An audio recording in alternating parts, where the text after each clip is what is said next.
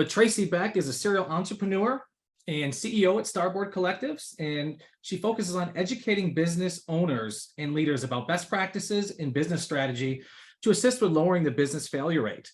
She's also CEO of 60-Minute CFO. And hello, Tracy. As we've talked many times, you've said it a million times, is if you fail to plan, then plan to fail. So with that, I'm going to turn over to you, Tracy, because you have a way to make finance fun.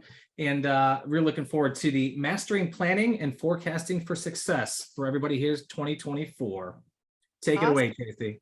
Thank you so much, Ryan and James and Travis and everybody who I have seen in the chat today. It is so fun to see people that I know there. It's fun to be with movers, and I just love talking about finance. And Ryan and I have joked because I do love it probably more than the average bear. But hopefully I will inspire you all to love it as much as I do.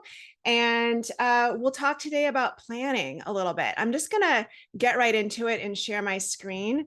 I want to just say a few things. One is that if you are not already a financially focused person, oh, hang on. There you go. I hope I didn't just cut out there. If you are already not considered, if you already don't consider yourself a financial person, right? Because you're a mover and you started a business, you're not necessarily someone who went to college and majored in finance. Neither am I.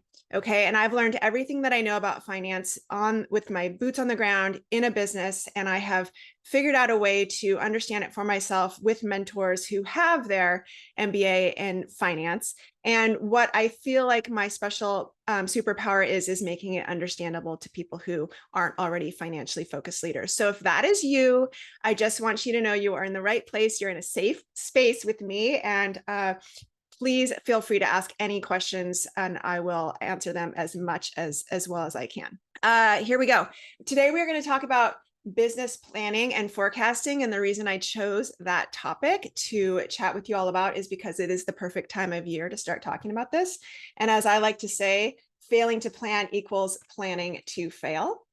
So today our goals are going to be understanding the benefits of doing this work.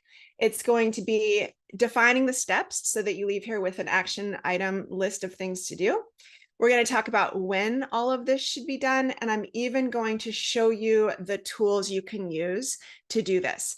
I'm going to hit on planning as a whole, but I'm going to speak to it, but I'm going to spend most of my time on how to do your financial planning. Okay. Because that is where I spend most of my time. So just to paint a picture about what the purpose of planning is for anyone who's on the fence about even doing it, is let's just use Google Maps as an example. This is a super powerful tool. It's probably one of the most underrated pieces of software on our phone, on our computers. We use it all of the time, but it's only powerful, or it's most powerful, not just when we decide where Seattle is on the map. It gives us a fair amount of information, but when it really comes to life is when we decide that we're going from Seattle to Austin on a road trip. Right? Imagine if I tasked you and your team and your salespeople and your operations people to get us to Austin without any kind of a plan in place. Or worse, what if we didn't even know where we were going and that Austin wasn't the destination? So hopefully this analogy is making it a little bit easier to understand what I'm talking about here. It can be very tempting to think of planning as a complicated thing, but really what I'm asking you to do is to put some sort of destination in place, and then we're going to talk about the route to get there. Okay, who plans? Well, maybe 2% of businesses. This is not a published stat, but it's just anecdotal. If you are not somebody who's already doing a ton of planning, you're in the majority. Okay, it's okay, and there's no shame in that game, but I'm going to make it easier for you because these are the reasons people don't do this. Well, A, they don't know how, right? It's not fun or especially enticing to sit down to do something that you have no idea what the components are. So we're going to work through that today. The second one is they don't have time, right? We're all running businesses and they require most of our attention. So we're going to talk about how the most efficient way to do this is. The third one is a big one, and it stops us in a lot of different ways in our businesses, but planning can be very intimidating.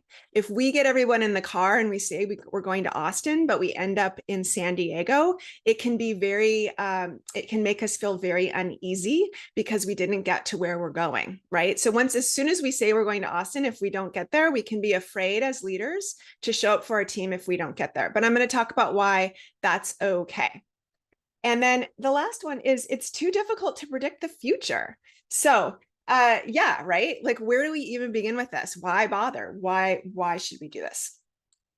Well, the benefits are, just like I gave you that analogy, if you're in the car and you're trying to go somewhere, it's going to let your team know where we're going. If I just say, get in the car, let's go somewhere, that's one thing. If I say, let's get in the car, we're going to Austin, now we all know we're going to Austin. And it also allows us to evaluate our performance. And that's where some of the fear comes in. If we don't get to Austin and instead we only make it to Denver, or we end up in San Diego or New Jersey instead. But at least we know now that we didn't actually make it to Austin, but we can have something to gauge that against. Well, maybe we made it really close. Maybe we didn't make it close at all, but now we have some sort of context for what our performance level is.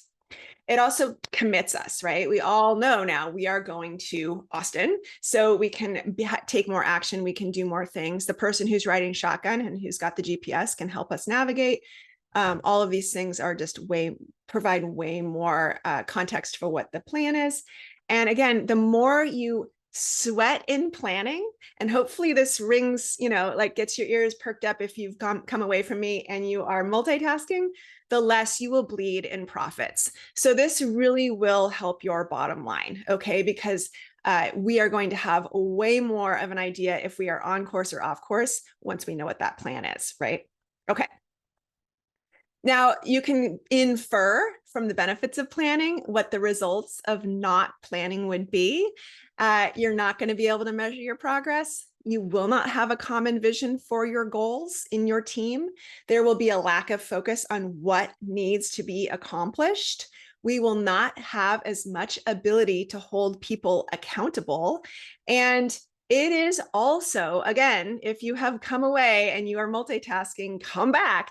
It's responsible to be estimated the reason for 90% of business failures. We just didn't see it coming. So I think that it's important to give this a shot. Okay. And it's honestly one of my favorite things to do in business now that I've got a really great process for it.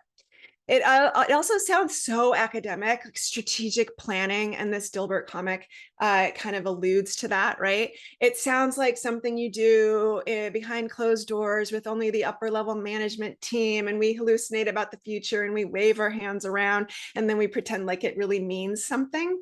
Well, I'm going to just debunk that, okay? We're going to get down to like what it is actually all about. Okay.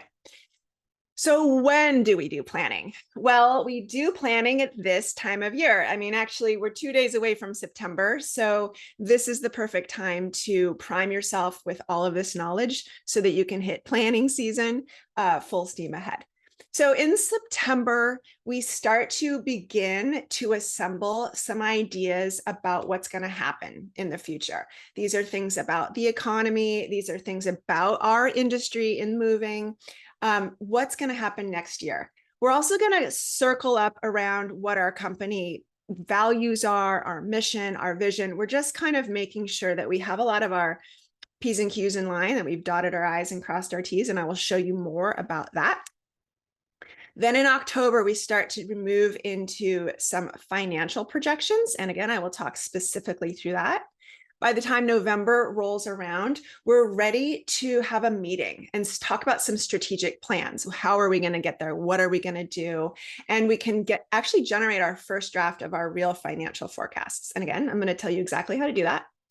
By December, the cool part of December is that we are finishing off this current year. So we pretty much know how it's going to end, right? There's not a lot of wiggle room in those last 4 weeks. So that is going to even better inform us for what's going to happen in 2024. And by January, we are putting the final pieces on it. And then we're ready to really put that in place as our plan and go forward for the year. So let's use pictures instead to describe that process. like I said, there are steps, and we don't have to do this all in one shot. The better you get at this and the more honed and refined this process is for you, probably will start to take less time. But this is a really great way to not have to do it all in one sitting. So again, September, we're going to start at the top up here at core values. We're going to dust off the core values. We're going to make sure they still make sense for our business. The core values lead us into the vision statement for our business. We will revisit that, make sure that we like it, that it's still something that we are going to put our efforts into. We're going to revisit the mission statement. And I know so many businesses who are actually always continuing remembering that that's something they should have. So if that's you, make a mission statement, right? We're going to review the org chart, who reports to who. We're going to do a SWOT analysis, and SWOT, stands for strengths, weaknesses, opportunities, and threats. So we just want to kind of do that. And this doesn't have to be, super in depth. We need to kind of, what are our strengths? What are our weaknesses? What are some opportunities? And what are some things that, we need to be aware of that might be threatening to us? And then strategic objectives, those are tasks with names and due dates attached to them, right? Those are the things we know we need to do. We need to research a new CRM program. We want Joe Jones to do it, and it's going to be due by this date, right? These are the things that we know are really important and going to be structurally important to get us where we want to go. That's a September. And then you'll see December is when you refine it all, but we start this in September. Moving into the darker yellow, this is where we do our financial projections. And as you can see, that's in October, and then we revisit it again in December. Financial projections, I'm going to go into more detail, and I'm going to spend most of our time here, but it's these 4 steps. And what's really cool is project income statement and project balance sheet are the 2 that you are going to work on, that you are going to do. And then I'm going to give you a tool. I'm going to tell you about a tool you can get from my website that then allows you to have both the ratios and your cash flow for that projection calculated for you. So it's a 4-step process. 2 things you're going to use your brain and put input into. The other 2 are going to be calculated for you, which is, in my mind, huge. Just piggybacking off of the technology talk that Eric and Allison gave, let's use technology to speed things up for ourselves. And then by the time November rolls around, we are doing some more of this strategic work, right? Like we're deciding, okay, what do we need to spend money on? That's the capital expenditure plan. That's the fancy word, right? Do we need more trucks? Do we need more equipment? What is it? How much is it going to cost? How are we going to do it? What's the sales plan? What are the goals for the salespeople? What are we trying to hit? Do we have the right amount of staff? Do we have too much? Do we not have enough?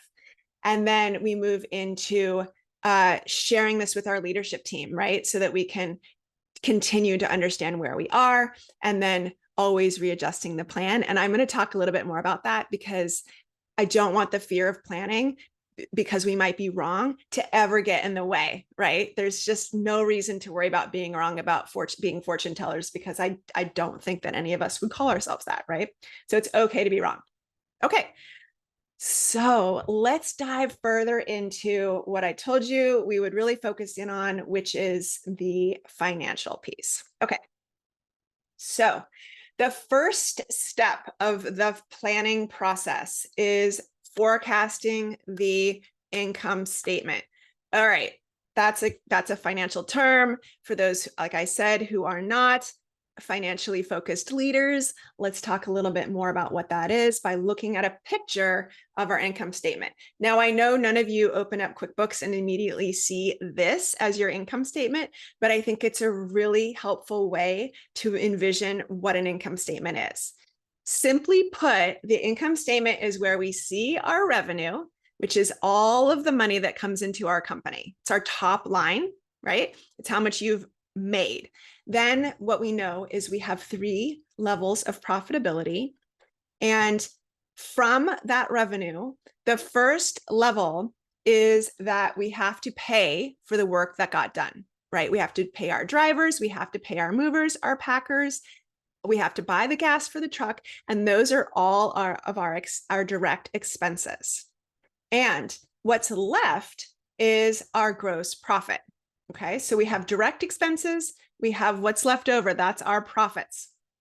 The next thing that comes through is all of our indirect expenses, and that is our quote unquote overhead, right? If we can think of direct expenses as costs of goods or costs of services, the next piece is our overhead, right? And those are the things that we have to, pay just to keep quote unquote the lights on. We have to pay our office manager, we have snacks in the break room. All of these things are overhead. Okay.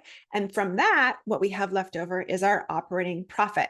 And then there's one more level where we have small things taken out, which are other income, other expenses. Those are things that are really not related to the operations of our company. For example, if you sold a truck and made a small profit, that would be considered other income. That kind of thing comes out. And then we have our net profit.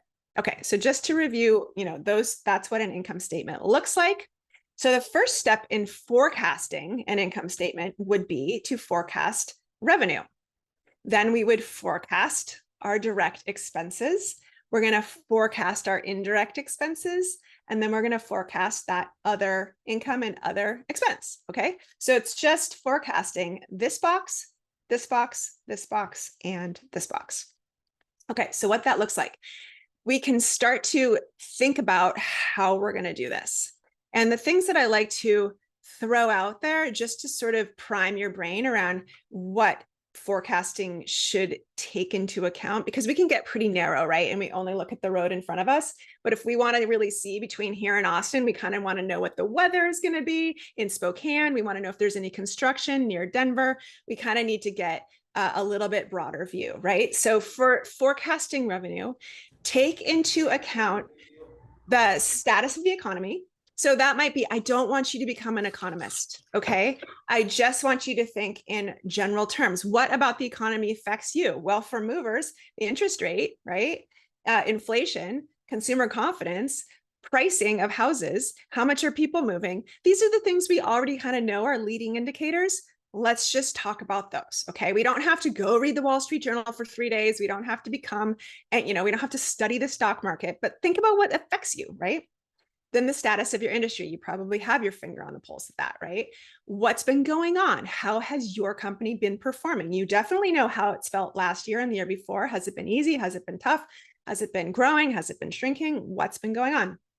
What's going on down the road from you? How's your competition doing? What are they up to?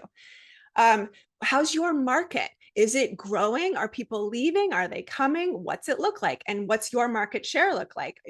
Are there competitors breathing down your neck? Are they waning away? How does that look for you? What does your team look like? How are you in the process of building your team? Do you have a succession plan? Do you have a stacked bench of leaders? Did a bunch of people just leave? Are we building leadership up? What's it going to look like from a human physical resource standpoint? And it's very important. Anticipated new technology, regulations, and social trends. Eric and Allison just talked about technology. There's so much happening right now. And how can we leverage this? How is it going to change the game for us? And then another really key piece is asking your salespeople, right? They are on the front lines and they're going to be able to tell you how it feels. They know a lot about consumer confidence and how people are reacting to learning about your services. So this does not have to be a solo project. We can really incorporate the key players on our team to get a lot of these ideas. Okay. So that's priming your brain. Now we're thinking about planning. Okay, so the first thing that we do on the income statement, I told you we have our boxes. We're going to start on the left, and that left box was revenue. How much revenue do we think we're going to make? There's a couple of ways you can frame this up, okay?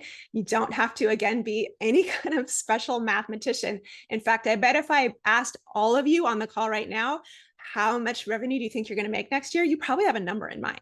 Right?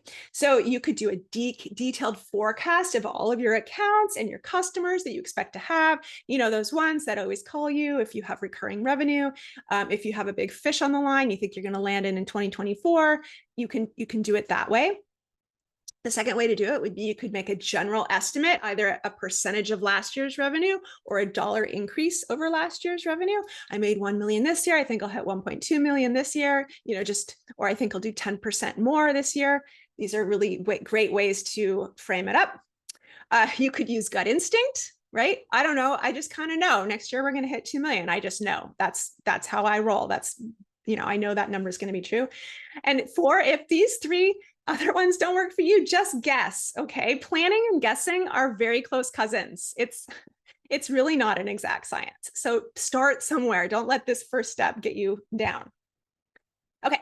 The next piece, that next box. Okay. So we have to now figure out how much it's going to cost for us to do the work, right? And there's 2 ways to do that. We could do a detailed forecast of all of our direct expenses. We could say, here's how much our labor is going to be. Here's how much our vehicle expenses are going to be. Here's how much gas is going to be. Or we can say, I know generally that my direct expenses come in at 51% of my revenue. It always has, and it always will. So I think my direct expenses are going to cost us 51%. In this example, I have it as 58%. Okay. So now we know our gross profit margin, the amount we have left, and notice I'm using percentages here, is 42%. Okay. So we can have this formula work no matter what that revenue number is. We now know that our gross profit margin will be 42% of that. Okay. So that's the second step. The third step, we have to guess, we have to forecast what our operating expenses are going to be. Okay. So what I want you to do on this one, operating expenses, there's a lot. All right. Because if you look at your income statement, it's like every little line item that you have that doesn't require, that isn't the direct cost. So there can be many, many ones. It's like it's your lights, it's your water, it's your electricity, it's your gas bill, it's your internet, it's your insurance, it's every little thing, right? So rather than saying, well, we always spend $3,000 on marketing, I want you to think in zero-based budgeting terms. And zero-based budgeting means, do I even need to spend this? Okay, so I want you to go line by line, and this can be painful, but it could be so profitable because you'd be surprised how much money you are spending on things that you may or may not need to spend. Now, if you need to spend it, I'm not saying come in here and just hack all of your resources out, but I want you to be mindful at this stage of the game, because if there are 10 things here and we can shave 1% off each, that's 10% that you will drop to your bottom line of profit. Okay, so it's a really nice exercise here, not to come at it from a budgeting standpoint, but a zero-based budgeting standpoint. So we're not just saying we always get this much money, but do we even need to spend it? Okay. And that will get you to your operating profit margin, right? So if our indirect expenses are 35%, then our operating profit margin would be 7%. Okay, that's how it is going to work. And then the last one is that other bucket. And this one, it's not going to take you very long to figure this out. Other income, that's good. You can look at last year. What was your other income last year? Are you going to do that again? Was it just that one-time truck that you sold, or was it that PPP money that you got, or that ERC money that you got? You're going to know if you are or are not going to get that next year. Other expense, same thing. Interest expense, go off of what your interest rates have been, and you can plug that in based on what you're borrowing. Again, if that comes in at 1%, we have a net profit of 6%. Okay, so that is so much information, right? We have so much information. We've estimated our revenue, and we've estimated each box. I'm going to just go back. We've estimated this box, this box, this box, and this box. Okay, so coming along here. So then I want you to make sure that you don't just do this one time, but that you do a worst case scenario, a best case scenario, and then the most likely one. Because the quote that I have here is, everyone has a plan until they get punched in the mouth, right? As soon as you put this plan in place, it will change. And that's the important thing to know. I just want to take away the fear, right? You're going to say to your team, as soon as we put this plan in place, we will revise it, but it's better than going out with no destination in mind, right? I don't want to put you in the car and not tell you where we're going. We're trying to get to Austin. If we end up in San Diego, we will work on it and we'll understand why. But again, it's better than having no plan at all. Okay, I have so much more to share with you all. And what I want you to know is that I have resources for you. You have them on 60minutecfo.com. And I also have a class that you can take on 60 Minute CFO that's coming up. It's a live cohort. And if you want to go through all of this stuff step by step and not just glance over the balance sheet and the income statement and all these things, we go into depth and we will do it together. And we will also do the planning together. So it's a great way to do that.